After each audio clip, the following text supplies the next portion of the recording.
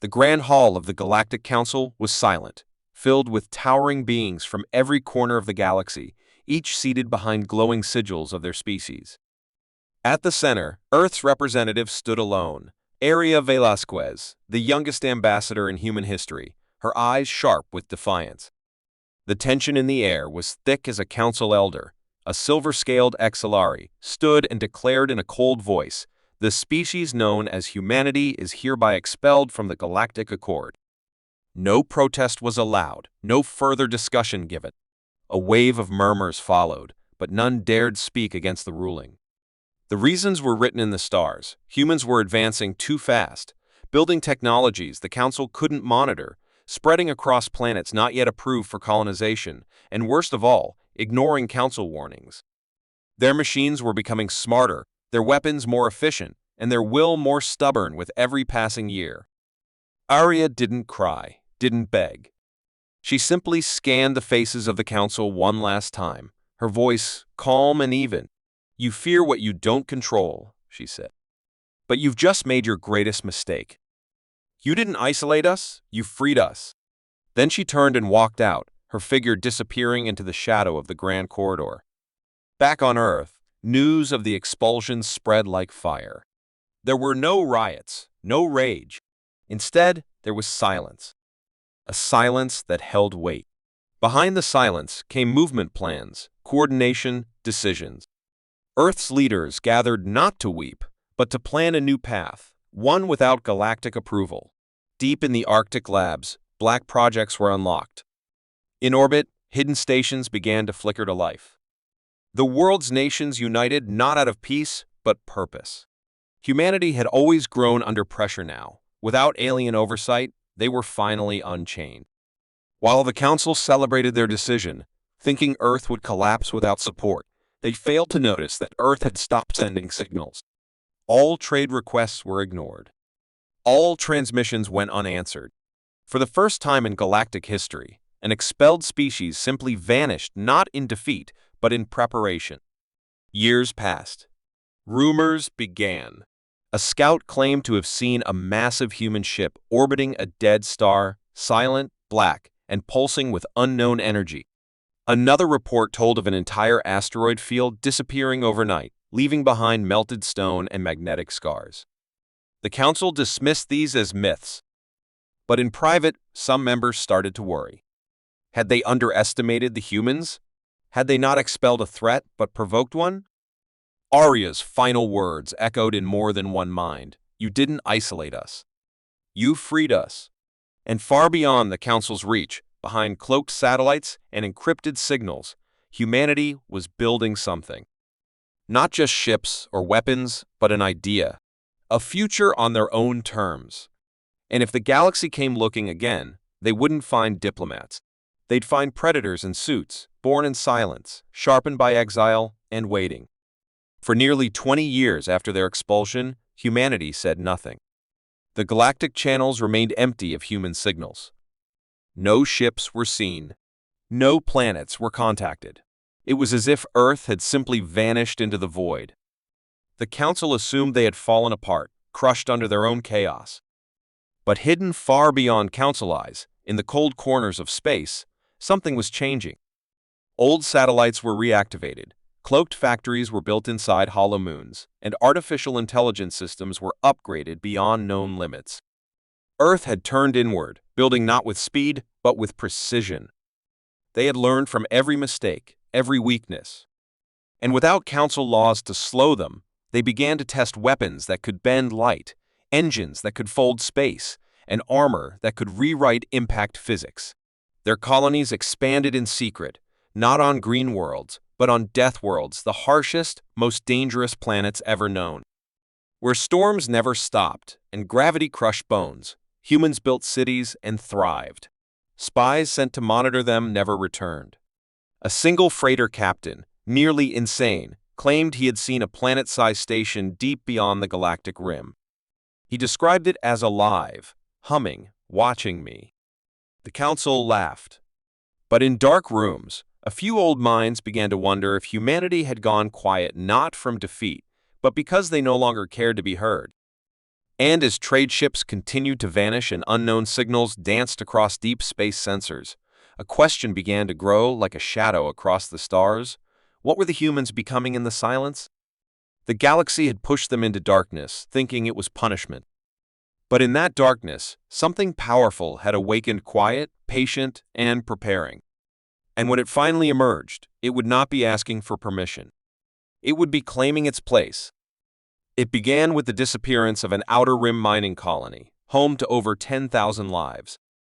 No distress call, no signs of battle, only silence, and, strangely, a single Black Phoenix emblem burned into the station's central tower. The Council believed it was pirates at first until a second colony vanished the same way. Then, a third. In every case, the infrastructure remained untouched, but the people were gone, as if they had simply stepped out of existence. Fear spread fast. Patrol fleets were sent, but most returned with nothing. Others didn't return at all. Then, on a cold and forgotten moon, a Council dreadnought encountered a fleet like nothing they had seen before, massive, dark, and perfectly aligned. The ships bore no flags, no signals, only that same Black Phoenix glowing on their hulls. When hailed, the answer came in smooth, calm English. "You exiled us. Now we return not as guests, but as a force." The voice belonged to a human commander, though his appearance was unclear behind advanced armor. He offered no threats, no demands. Just terms. Join or move aside. The Council, proud and unprepared, fired first and watched in horror as their beams bent around human ships, as if space itself obeyed different rules. The battle was over in minutes. Not a single human ship was destroyed. A message was sent to every system. We are the Terran sovereignty. We come not to destroy, but to correct.